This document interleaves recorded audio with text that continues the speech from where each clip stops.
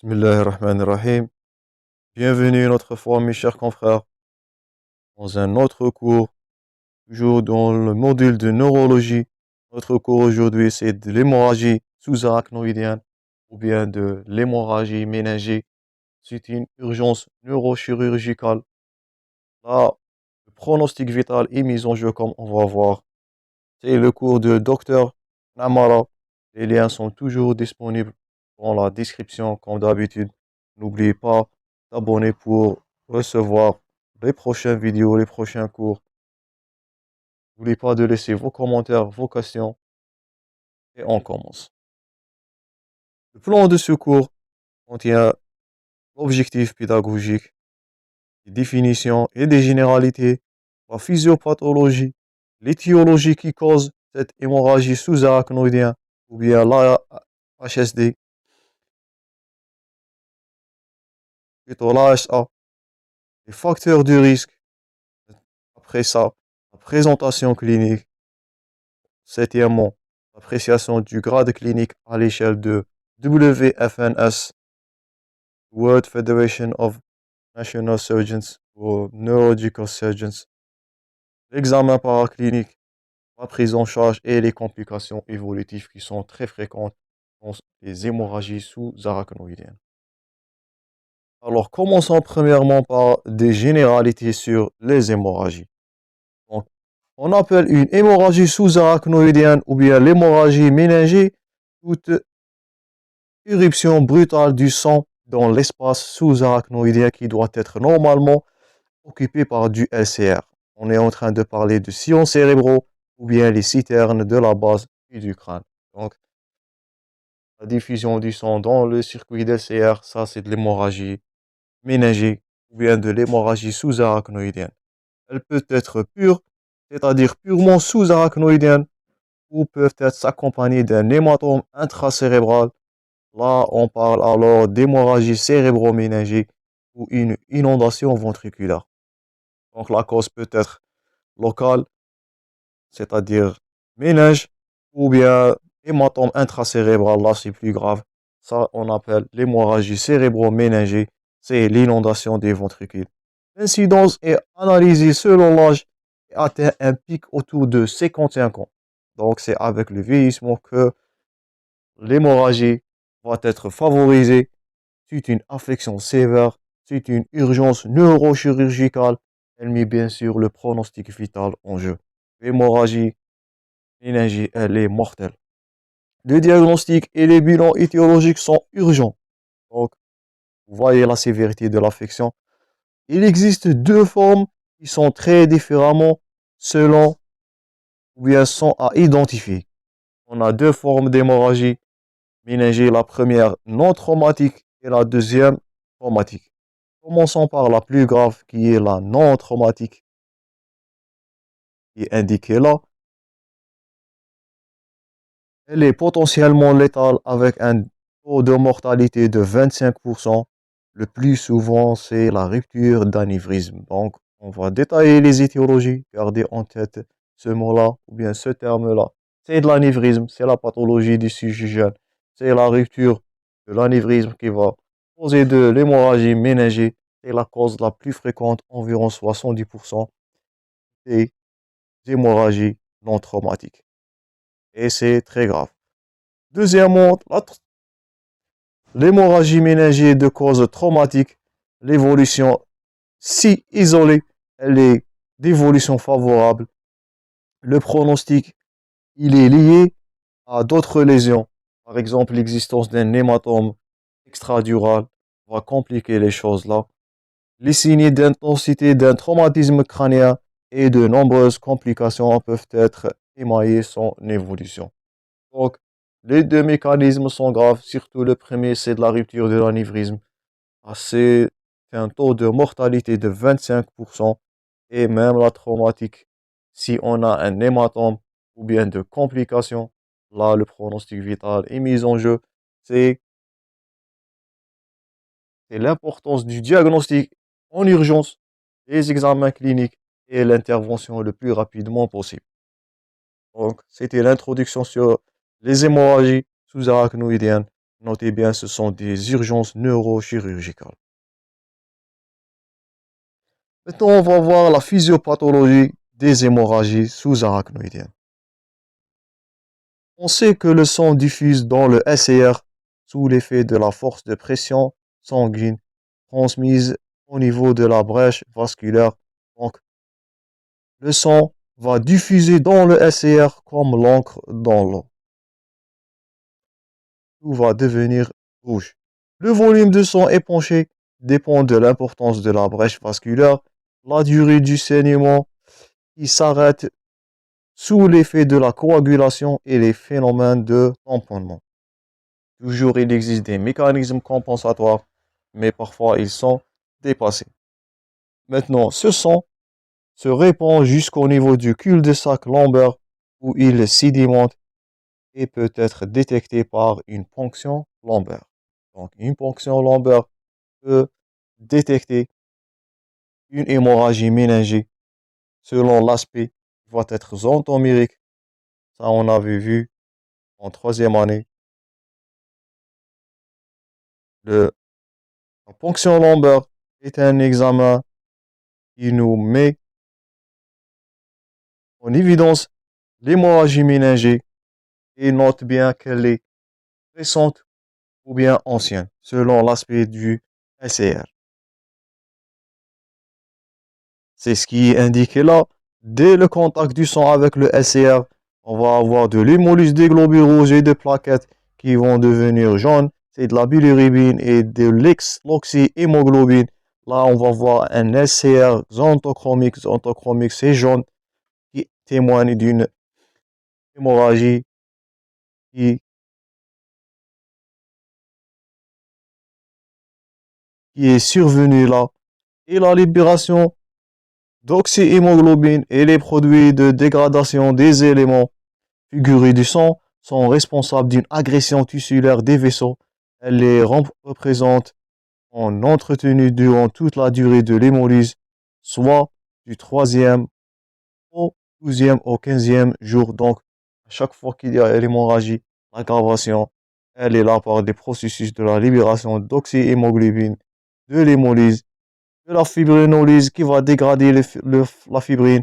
Et là, on a le risque de blocage des voies du coulement du SCR qui va aggraver les choses encore et encore.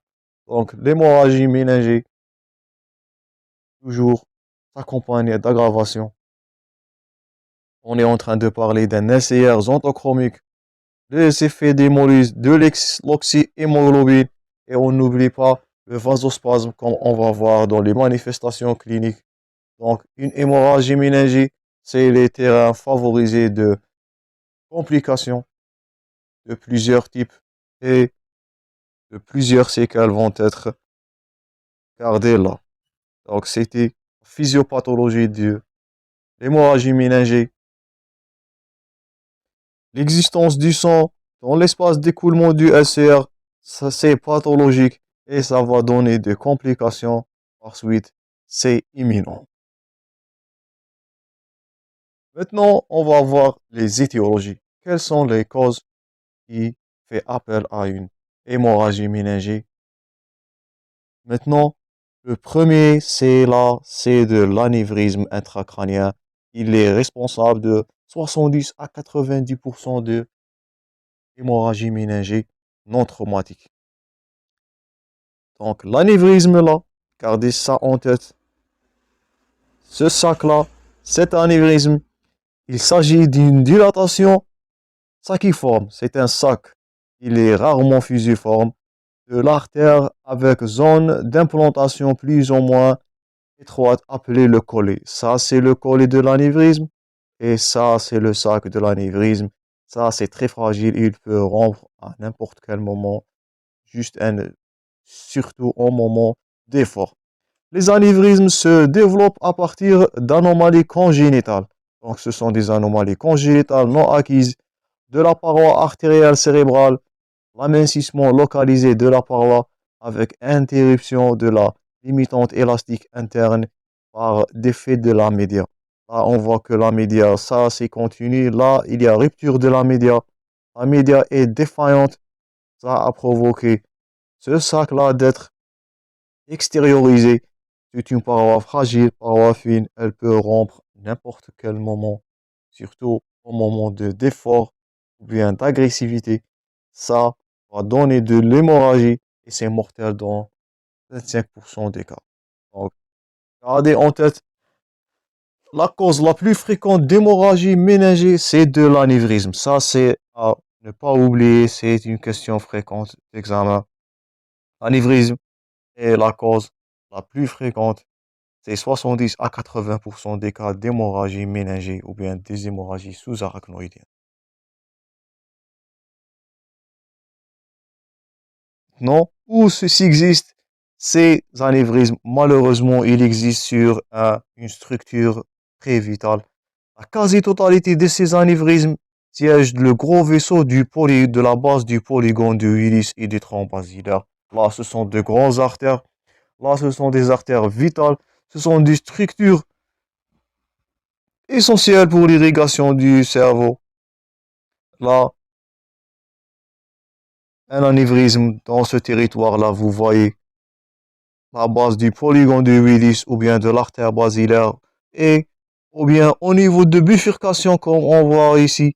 Ça, c'est très grave, la rupture au niveau de cet endroit-là ou bien cette structure-là, le polygone de Willis, et malheureusement, elle est mortelle. C'est une situation ou bien c'est une structure vitale. C'est une structure où l'anévrisme est mortel. Dans 10 à 20% des cas, les anévrismes sont multiples. Ça, c'est encore plus grave. Ils sont en miroir au niveau de deux terminaisons carotidiennes ou de deux bifurcations sylviennes homolatéraux ou bilatéraux. Donc l'anévrisme peut être unique, il peut être multiple, bilatéral, homolatéraux ou bien bilatéraux. Et c'est encore grave et grave. Donc, première cause de l'hémorragie méningée, c'est de l'anévrisme. C'est la malformation congénitale qui se situe dans une structure très sensible. C'est le polygone de Willis et peut être multiple. Ça, c'est mortel dans 25% des cas. Vous voyez là, c'est un anévrisme rompu. Là, c'est un anévrisme rompu. Malheureusement, le risque de rupture, il est en fonction de diamètre. À chaque fois que cet anévrisme-là est de grande taille, ça, c'est les chances de sa rupture vont augmenter. Par exemple, on a la chance de rupture de 0,05% par un an pour l'anévrisme où le diamètre il est inférieur à 10 mm. Donc vous voyez que l'anévrisme a de grande taille, là il peut dépasser même les 25 mm. C'est supérieur à 2 centimes. Deuxièmement, la probabilité de rupture d'1% par un an pour les anévrismes où le diamètre situé entre 10 et 25 mm et de 6% par an, ça c'est grave. Pour les anévrismes dont le diamètre dépasse les 25 mm, vous voyez là un gros anévrisme et il dépasse les 2 cm avec des chances de rupture qui sont autour de 6% par an et qui est malheureusement mortel et fatal. Donc, c'est là, c'est- ces anévrismes-là sont les causes les plus fréquentes des hémorragies. On doit les traiter dès qu'ils sont détectés. Deuxième cause pour les hémorragies cérébraux ou bien les hémorragies sous-arachnoïdiennes, c'est les malformations artério-veineuses, en abréviation les MAV. Ils sont responsables de 7 à 10% des cas des hémorragies. Ils surviennent en second lieu après l'anévrisme. Donc, ces MAV sont des malformations aussi congénitales liées à une anomalie localisée de développement du système vasculaire cérébral pendant toujours la vie embryonnaire. Là, c'est la malformation artério-veineuse. Ça, c'est un réseau capillaire qui est physiologique, qui est normal. Là, vous voyez, c'est une structure qui est mal formée. Là, elle est susceptible à être rompue. Elle est la cause de hémorragie dans 7 à 10% des cas. Donc, ils sont formés d'un réseau de faisceaux malformatifs de petit calibre. On lui appelle le nidus. Il ressemble à un nid d'oiseau, alimenté par une ou plusieurs afférentes artérielles, souvent vont être dilatées et drainées par une ou plusieurs veines aussi dilatées. Là, c'est une dilatation, peut être rompue et causée de l'hémorragie sous-arachnoïdienne. Elle réalise un shunt artério-veineux, le flux sanguin dans la malformation artério-veineuse étant plus souvent rapide avec un drainage veineux précoce. Donc, c'est une anomalie malformative plus une anomalie d'écoulement du sang. C'est un shunt, c'est une malformation, c'est de la malformation artério-veineuse. C'est la deuxième cause de hémorragie sous-arachnoïdienne. Là, on voit une deuxième malformation artério-veineuse. Leur taille, elle est variable de quelques millimètres à plusieurs centimètres de diamètre. Donc, ils peuvent être aussi de grande taille. Là, vous voyez une grande malformation artério-veineuse. Elle a la longueur de plusieurs centimètres. Leur siège peut être soit cortical, soit profond. S'ils sont corticales, leur saignement peut entraîner une hémorragie méningée pure, mais cela est rare. Donc, fort possiblement, ils sont profonds et leur saignement va entraîner malheureusement une hémorragie cérébrale et cérébro-méningée qui est le fréquent. Donc, 80% de ces malformations ont le siège dans les hémisphères cérébraux. C'est supratentoriel et 10% sont infratentoriels qui sont situés dans le cervelet. Donc, malheureusement, la majorité des malformations artério-veineuses sont profondes, donc c'est difficile à l'apport chirurgical. Ils vont causer d'une hémorragie pas seulement méningée, mais cérébrale et cérébro-méningée. Ils sont de siège supratentoriel de 90% et 10% dans le cérébral. Là, c'est le siège infratentoriel. Donc, le diagnostic d'une malformation artério-veineuse est porté à l'occasion de leur rupture dans 70% des cas. Malheureusement, on ne va pas les détecter jusqu'au moment où ils vont être rompus. Donc, vous voyez que de l'anévrisme et de la malformation artério-veineuse, ce sont des deux anomalies congénitales. Malheureusement, on ne peut pas les détecter jusqu'au jour où elles sont rompues et les dégâts sont installés. Il existe d'autres causes, c'est d'autres malformations vasculaires qui sont rares.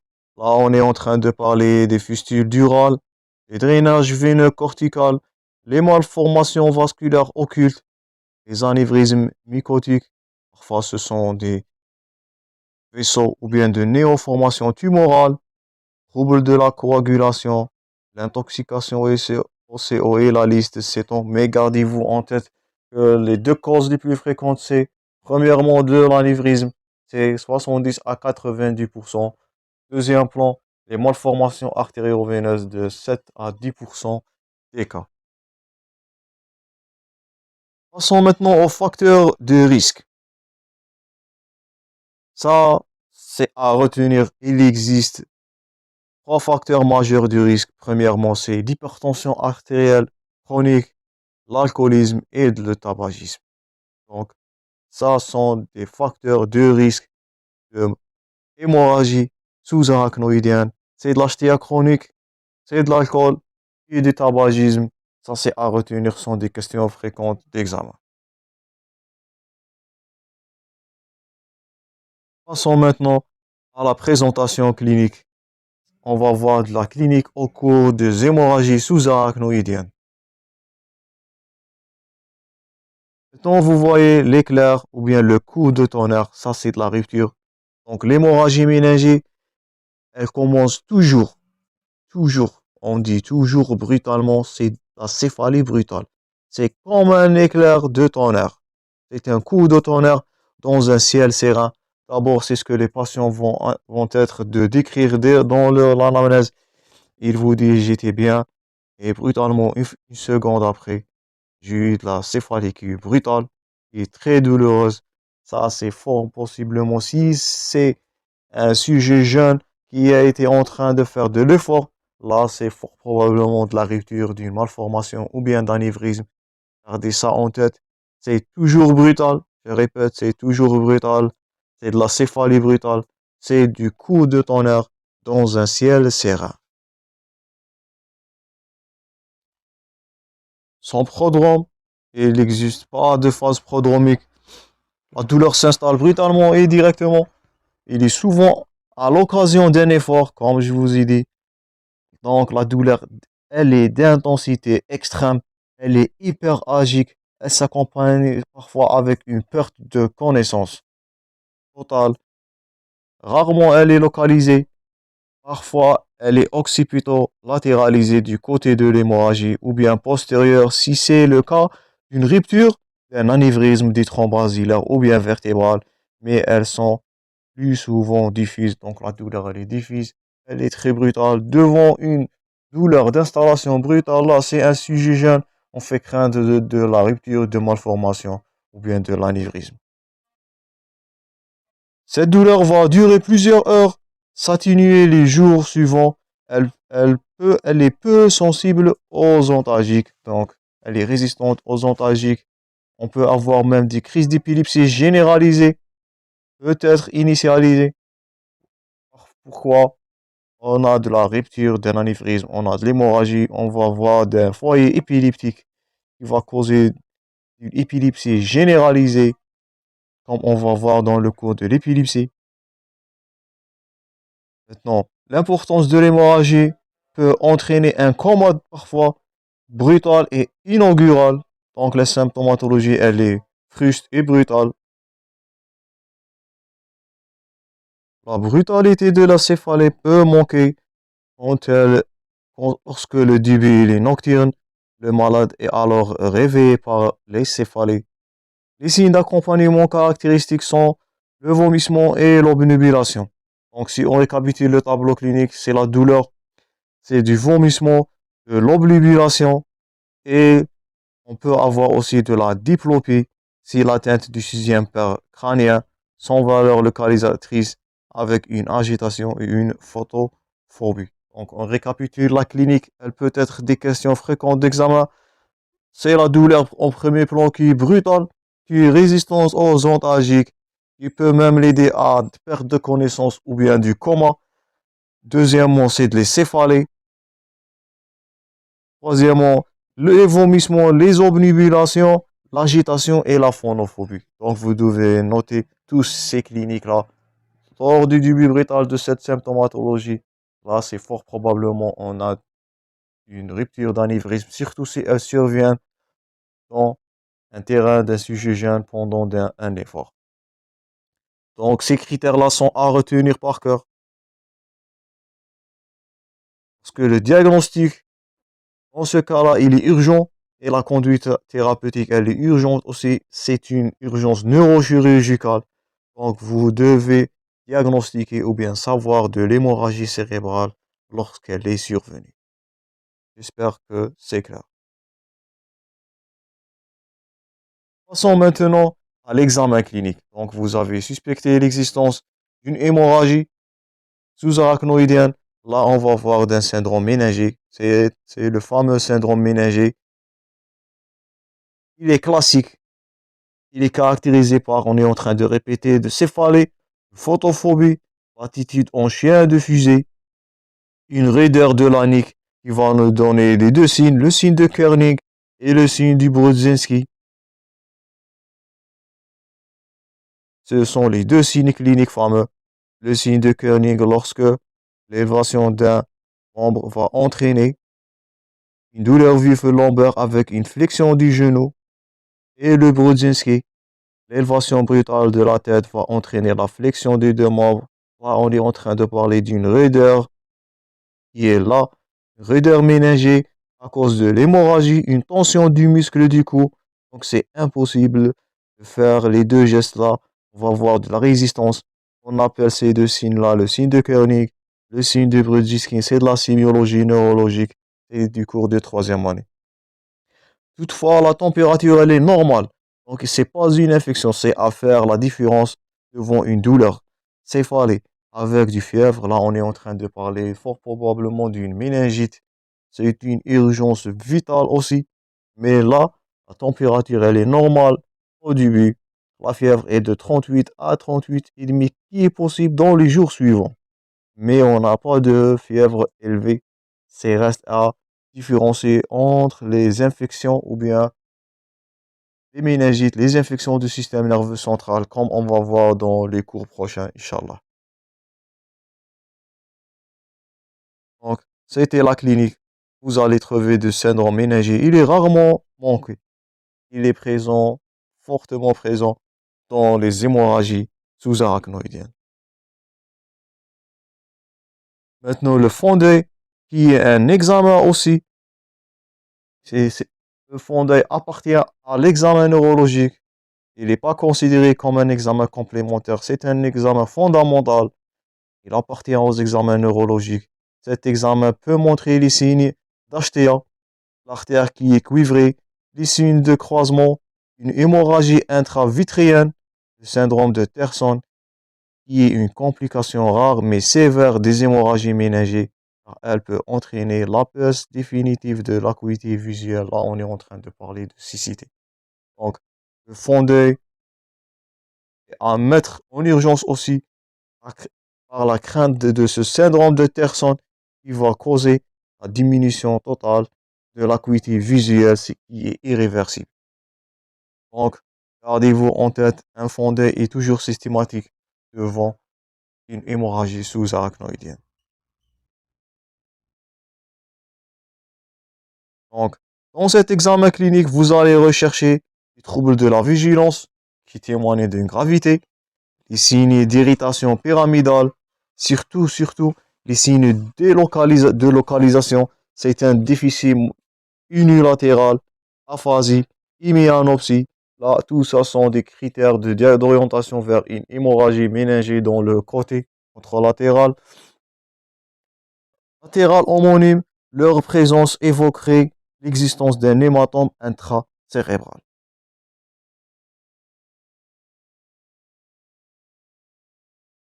Et voilà en rouge, on est en train de répéter.